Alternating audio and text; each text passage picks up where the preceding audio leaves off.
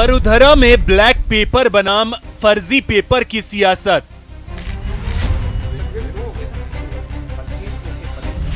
BJP Congress के बीच बयानबाजी तेज। BJP ने कांग्रेस सरकार के खिलाफ जारी किया ब्लैक पेपर। केवल भ्रष्टाचार चरम पर है सरकार। बार ये एंटी करप्शन ब्यूरो को ये पूरी तरह से अपने किट के रूप में इस्तेमाल कर रही है और जहां जरूरत होती है इसका इस्तेमाल करती है। बीजेपी ने सरकार पर वादे पूरे न करने का लगाया आरोप। पीसीसी चीफ और मुख्य सचेतक का बीजेपी पर अटैक। बीजेपी इतनी बिखरी पड़ी है, इतनी टूटी पड़ी है, अंदर से इतनी खोखली हो चुकी है कि हमें तो ये लग रहा है कि ये वापस अपने पैरों पे खड़े होंगे कि नहीं, ऐसे ही झगड़ते रहेंगे। 2.5 साल में बीजेपी ने केवल फर्जी कागज जारी किए। ईडी को स्वतंत्र तरीके से काम करने दें, आईबी को स्वतंत्र तरीके से काम करने दें। ये जो लोग जो पिंजरे में बंद रखने के जो शौकीन लोग हैं संस्थाओं को, वो इस तरह की बातें करें तो हास्यास्पद बात मानते हैं। ब्लैक बनाम फर्जी। नमस्कार, आप देख रहे हैं प्राइम डिबेट, आपके साथ मैं हूं अभिषेक। राजस्थान में पंचायत राज चुनाव के रण में ब्लैक पेपर बनाम फर्जी पेपर की सियासत तेज हो गई है। बीजेपी ने वादे पूरी नहीं करने का आरोप लगाते हुए सरकार के खिलाफ ब्लैक पेपर जारी किया। वहीं कांग्रेस ने बीजेपी पर पलटवार किया। पीसीसी चीफ गोविंद सिंह डोटासरा ने कहा कि 2.5 साल में भाजपा ने केवल फर्जी कागज जारी किए। चुनाव में ब्लैक पेपर जारी करना नई बात नहीं है। दोनों ही प्रमुख दल एक दूसरे के खिलाफ ब्लैक पेपर जारी करते रहते हैं। आज इसी मुद्दे पर बात करेंगे, किसके दावों में दम है, किसका आरोप सही है। और ऐसे में प्राइम डिबेट में उठते हैं प्राइम सवाल। सवाल क्या क्या हैं वो भी हम आपको बताते हैं। पहला सवाल ये कि कौन सच्चा और कौन झूठा। प्राइम डिबेट का दूसरा अहम सवाल है, दूध का दूध और पानी का पानी आखिर होगा कैसे। और तीसरा सवाल यह कि ब्लैक बनाम फर्जी में नया क्या है। तो इन्हीं सवालों के इर्द गिर्द प्राइम डिबेट में आज बड़ी बहस करेंगे। एक गेस्ट पैनल हमारे साथ है। सबसे पहले उनका परिचय मैं करवा दूं। हमारे साथ जुड़ रहे हैं सुरेश चौधरी जी, कांग्रेस नेता हैं, मनीष पारीक जी, बीजेपी नेता हैं, और अवधेश आकोदिया जी, वरिष्ठ पत्रकार हैं। सर, आप तीनों का बहुत बहुत स्वागत है न्यूज 18 राजस्थान पर। मनीष जी, ब्लैक पेपर तो आपने जारी कर दिया, कांग्रेस की तरफ से साफ कहा गया कि यह तो फर्जी पेपर है। नहीं, फर्जी पेपर की सरकार है ये अभिषेक। आपने देखा रीट के पेपर, नीट के पेपर 5 लाख में, 2 लाख में, 3 लाख में, आरएएस अधिकारी, बहु अधिकारी, उनके नंबर 80-85 नंबर और मेरिटोरियस को 35 नंबर। ये सरकार दिख रही है। सासू जी का, बयान जी का ट्रांसफर हो रहा है और ससुर साहब का प्रमोशन हो रहा है। सब मजे से हो रहे हैं काम और कोई फर्क नहीं है, क्योंकि सबको अपनी सरकार बचा के चलना है। ये नहीं तो सचिन पायलट आ जाएगा। इस डर के मारे कोई कार्रवाई नहीं हो रही। 12 मंत्री अपराधों के घेरे में हैं, आरोपों के घेरे में हैं। अब जी यातायात मिनिस्टर साहब का पूरा बंदी का प्रकरण सामने आ गया, आरटीओस का, उसके ऑडियो वायरल हो चुके हैं। 10,000 करोड़ की खान को 5 करोड़ में इशू कर दिया, वो सामने आ चुके हैं। 35 लाख हजार रुपए का कंसंट्रेटर 1 लाख में दे दिया, वो सामने आ चुके हैं। आप एक एक बात का, फर्जी और दारू का धंधा चल रहा है, हरियाणा की दारू गुजरात में जारी है, सामने आ चुका है। कौन सी चीज है जो नहीं आउट हुई है। इवन यहां तक कि गर्भवती महिलाओं को सड़े भूसे चने बांट दिए हैं। मोदी जी ने राशन भेजा था, उसको बटा नहीं और बाद में जाके उसको आंगनबाड़ी में दे रहे हैं और उनको गायों को खिला रहे हैं लोग। किस तरह से जितने प्रकार की गड़बड़ हो सकती है, झूठ हो सकता है, वो ये सरकार ने पिरोया है।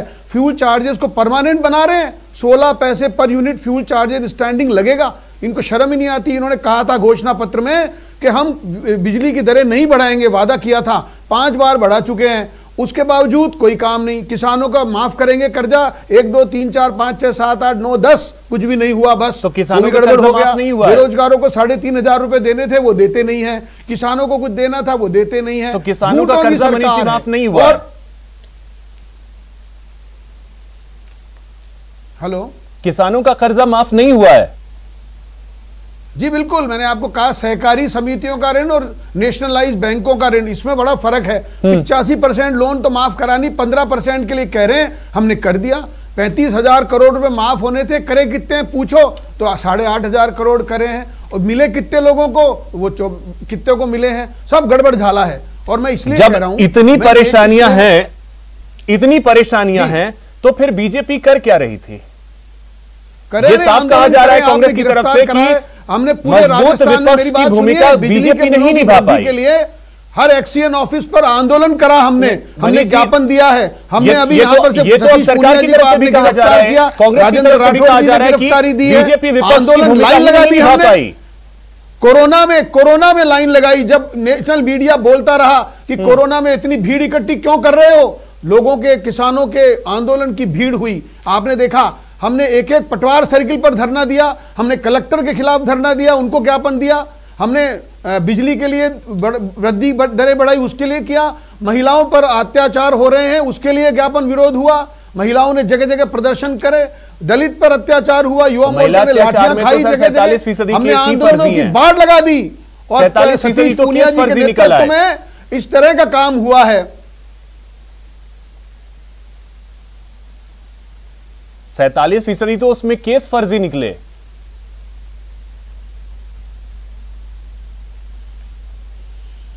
मनीष जी,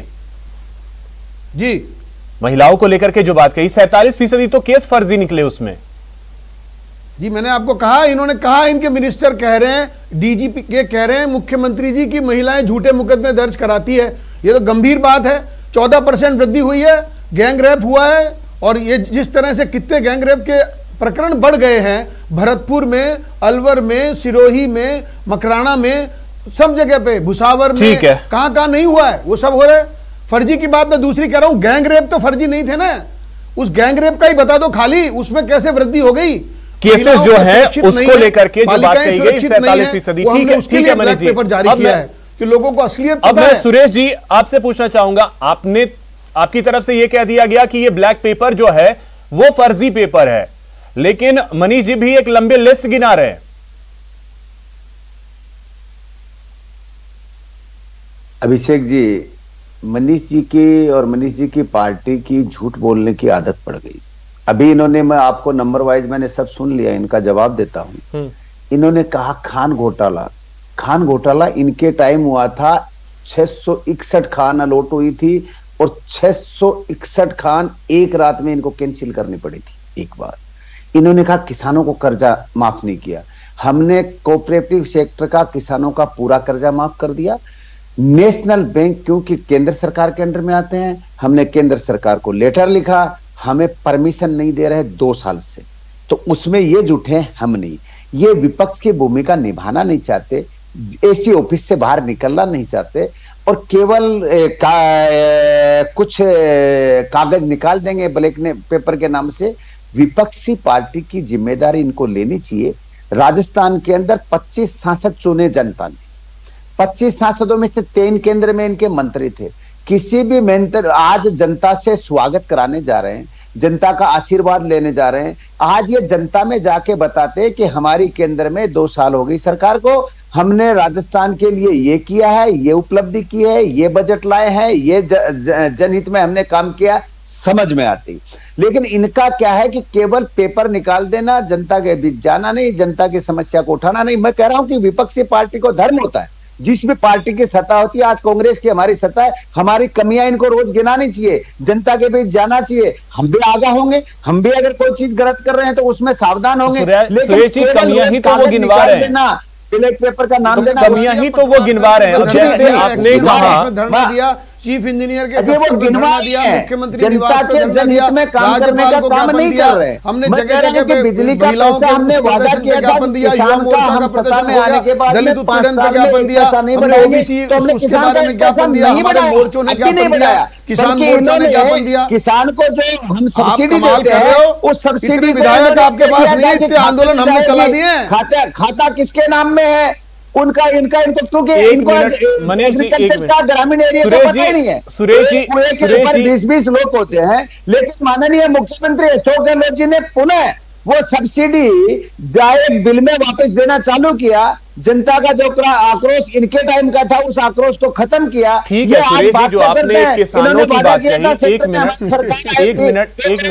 रोजगार देंगे, रोजगार नहीं दिया दो लोगों को। सुरेश जी सवाल तो सुन लीजिए सर, एक मिनट। चार्जेस लगा दिया इतिहास में पहली बार मनीष जी, पर यूनिट ऐसी सरकार। ठीक, मनीष जी एक मिनट।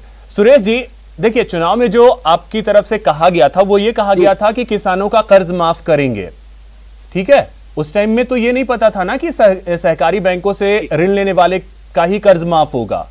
प्राइवेट बैंक से अगर कोई किसान कर्ज ले रहा है तो क्या वो किसान नहीं है? उसका भी तो कर्ज माफ हो सकता है, होना चाहिए। 64,000 करोड़ का होना चाहिए था, 16,000 करोड़ का बैठे करके। एक मिनट सर, इनसे पूछो कि बाकी का कौन करेगा? कहते केंद्र सरकार अनुमति नहीं दे रही है। पैसे हैं क्या तुम्हारे पास? जी सुने, ये तो क्या है कि इनकी कमियां हैं तो इसलिए तो बीच में बोलने की इनकी आदत है। सुनने की तो आदत है ही नहीं ना। अगर आराम से इनके जवाब मैंने सुने तो मनीष जी को थोड़ी मेहरबानी रखनी चाहिए, आराम से जवाब सुनना चाहिए। हाँ, सुन रहे हैं, बोलिए। मैं कह रहा हूं कि हमने सुन रहे, जब हमने देखा कोऑपरेटिव सेक्टर हमारे हाथ में, जो भी कोऑपरेटिव सेक्टर के जो भी बैंक, जो भी लोकल बैंक थे, सबके कर्जे माफ कर दिए। लेकिन नेशनल बैंक की परमिशन केंद्र सरकार देती है। हमने लेटर भी लिखा है, कोई जवाब नहीं दे रहे हैं। हमने उसकी दोबारा रिप्लाई दी है, लेकिन कोई जवाब नहीं आ रहा है। तो यानी किसानों का जो कर्ज है वो माफ नहीं हो रहा है, उसके पीछे केंद्र सरकार की जिम्मेदार है। ठीक है, चलिए, अब केंद्र सरकार जिम्मेदारी है, ठीक है। केंद्र सरकार हमें अब एक मिनट सर, अवधेश जी, जो ये ब्लैक पेपर है या ब्लैक पेपर जारी किया गया है उसके बाद उसे फर्जी बताया गया है, अब समझना मैं आपसे यह चाहूंगा कि आखिर सही क्या है, सच क्या है, झूठ क्या है और सच क्या है? देखिए अभिषेक जी, विपक्ष की ओर से राई को पहाड़ बताने की और सत्ता पक्ष की ओर से पहाड़ को राई बताने की जो परंपरा है राजस्थान की राजनीति में, ये बहुत दुर्भाग्यपूर्ण है। विपक्ष जब होता है तो वो इस तरह के ब्लैक पेपर, जब कांग्रेस विपक्ष में होती है तो वो भी लेके आती है, बीजेपी तो लेके आई है अभी, बिल्कुल। लेकिन जिस तरह से सत्ता पक्ष की ओर से उसका जवाब दिया जाता है, कभी भी तथ्यात्मक बातें दोनों तरफ से नहीं की जाती हैं। एक साइड बात कर सकती है लेकिन दूसरी तरफ से बात नहीं आती है। अब बीजेपी ने जो ब्लैक पेपर जारी किया है उसमें कुछ तथ्य हैं, उनका पॉइंट वाइज जवाब देने की बजाय सिरे से यह कहना कि वो फर्जी है पूरी तरह से, मेरे हिसाब से ठीक नहीं है। और दूसरी इसमें जो बात आती है, जब दोनों विपक्ष में होते हैं, जब ब्लैक पेपर लेके आते हैं, लेकिन जब सत्ता पक्ष में आते हैं, क्या सत्ता प्राप्ति के बाद, सरकार में आने के बाद किसी भी सरकार ने जो विपक्ष में रहते हुए ब्लैक पेपर में मुद्दे उठाए हैं, जिन घोटालों का जिक्र किया है, क्या उनकी कभी जांच कराई है?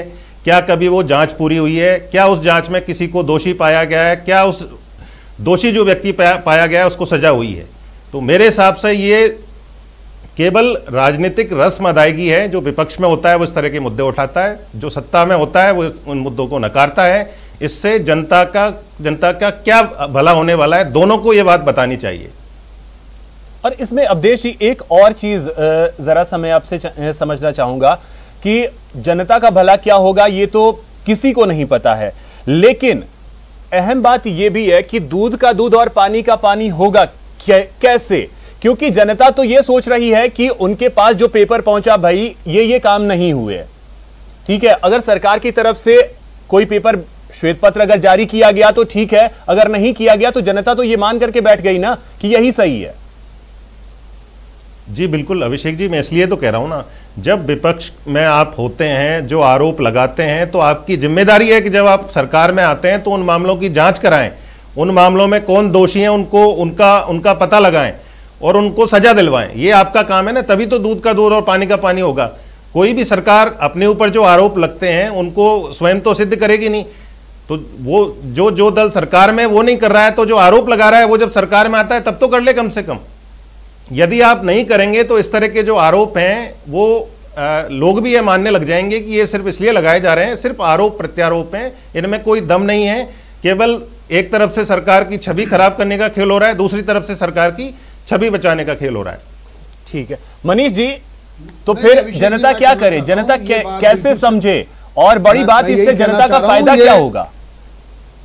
नहीं, मैं ये कहना चाहता हूं कि अवधेश जी ने जो बताया है ना, ये नैलिफाइड कर रहे हैं दोनों को कि जो आरोप है ये रस्म अदायगी, रस्म नहीं, ये दर्द है। और यही दर्द होता है महिलाओं के प्रति अत्याचार हो रहे हैं, इसको कहना ही तो है और क्या। उसके बाद हमने 12 साल की बच्चियों पर बलात्कार होता है तो फांसी का फंदा दे दिया हमने किया काम। बीजेपी की सरकार थी तब, तो रस्म अदायगी नहीं है ये दर्द बयानी है। और दर्द में आप ऐसे दोनों को बीजेपी कांग्रेस दोनों एक जैसे ऐसे कह के आप गंभीर गलती कर रहे हो, गंभीर गलती। बीजेपी ने लोगों के दर्द को उठाया है। हम कोरोना में डंडे खाए, हम सड़क पर घूमे हैं, हमने वहां पर इनके, और उसके बाद आप कह रहे हो ये तो रस्म अदायगी हो रही। नो, हम सीरियस हैं, हम राजस्थान की जनता के लिए लड़ाई लड़ रहे हैं और यही संकल्प लेकर हम आए थे। हमारे 10-15 विधायक कम जीते हैं, उसके परिणाम ये निकला है, लेकिन हमने कभी पीछे नहीं हटा। माननीय सतीश पूनिया जी के नेतृत्व में राजेंद्र राठौड़ जी, गुलाब जी कटारिया जी, हमारे गजेंद्र सिंह जी, हमारे भूपेंद्र यादव जी, जितने नेता हैं सब लोगों ने राजस्थान के दर्द को उठाया है। जिन एमपीओ की बात कर रहे हैं उस एमपीओ का रिकॉर्ड पढ़ के देखिए जरा। मनीष जी, मैं आपसे पूछ रहा हूं, राजस्थान के लिए करी है, आपने बोला के लिए कितनी बात हुई है। सवाई माधोपुर से टोंक आके देखिए, वो जो झमाझम सड़कें बनी हुई है वो गडकरी जी ने बनाई है। इसलिए राजस्थान के बारे में कुछ नहीं किया ये नहीं कह सकते आप। मैं ये कहना चाहता हूं, मनीष जी, कितनों को देश में फांसी हो गई है? रेप के मामले में कितने लोगों को फांसी हो गई है देश में? ये पूछ रही है सरकार से, जरा पूछिए आप। वसुंधरा जी जो कानून लेकर आई थी, भारतीय जनता पार्टी ने जो दी दुहाई थी, उसके बारे में इनके पास क्या है? पूछिए। मकराना में माचिस लेने गई बच्ची के साथ बलात्कार हुआ, क्या हुआ अलवर में? गैंग रेप हो रहे हैं, गर्भवती महिला का रोटी के नाम पे बलात्कार हो गया और उसके बाद हमसे गाल बजा रहे हैं कि बीजेपी तो रस्म अदायगी कर रही है। और क्या करें हम? सुरेश जी, जो ब्लैक लिस्ट जारी की गई है, ब्लैक पेपर जो जारी किया गया है, भ्रष्टाचार की हद है। मतलब ठीक सर, एक मिनट। अब एक विभाग ऐसा नहीं है जिसने भ्रष्टाचार नहीं किया हो। मनीष जी, अब एक मिनट। अब कह रहे हैं मुकदमा बना दो, हमारी सरकार आएगी जब बनाएंगे। एक मिनट मनीष जी। सुरेश जी, जो ब्लैक पेपर जारी किया गया है बीजेपी की तरफ से, डायरेक्ट, जैसा आप देश जी ने भी कहा, क्या समझ आपने कहा एक तरफ स्वीकार आप ये कर रहे हैं कि कमियां हमारी गिनाइए, तो उसमें कमियां ही तो गिनाई गई हैं। कमियों को आप स्वीकार करेंगे तब तो। अभिषेक जी, मैं कह रहा हूं कि विपक्षी पार्टी का धर्म होता है कि वो जनता के बीच जाए, जनता की समस्या सुने, जो सत्तासीन पार्टी है उसको बताए। लेकिन इनका काम आप बात सुने, इनको यही फुर्सत नहीं है कि वसुंधरा रसोई को रोकें या वसुंधरा की फोटो छापने से रोके। आप बताओ ना, निकम्मा ना करा है क्या मुख्यमंत्री का? ये बताओ ना, आपके मुख्यमंत्री जी गाड़ी में खड़े होकर कह रहे हैं निकम्मा है, नालायक है, हम जानते हैं, निकाल के बाहर कर दिया उसको। वो जवाब मांगता फिर रहा, न्याय मांग रहा है, जवाब दो ना। वसुंधरा रसोई की बात पूछ रहे हैं हमसे। अरे गरीबों की सेवा करी हमने, खाना खिलाया लोगों को। कांग्रेस पार्टी ने भूखा मारा तो भारतीय जनता पार्टी ने रोटी दी लोगों को। उसके बावजूद बातें कर रहे हैं, आप जवाब दो ना।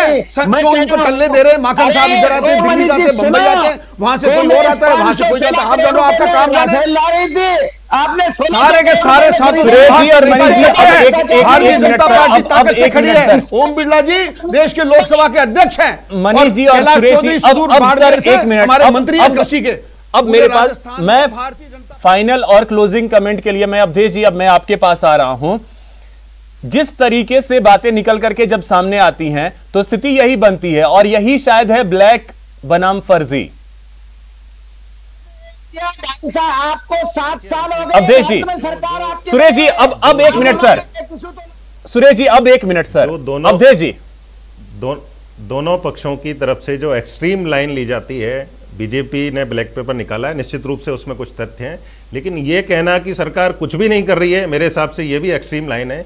और कांग्रेस की तरफ से यह कहना कि ये तो पूरी तरह से फर्जी है, ये भी एक्सट्रीम लाइन है। मेरे हिसाब से दोनों को तथ्यों के आधार पर बात करनी चाहिए, जिससे वाकई में, जैसा सुरेश जी कह रहे हैं कि विपक्ष को हमारी कमियों को बताना चाहिए, तो कमियां यदि बताई जा रही हैं विपक्ष की ओर से, तो उनको स्वीकार करना चाहिए और अपने सरकार के कामकाज को ठीक करना चाहिए।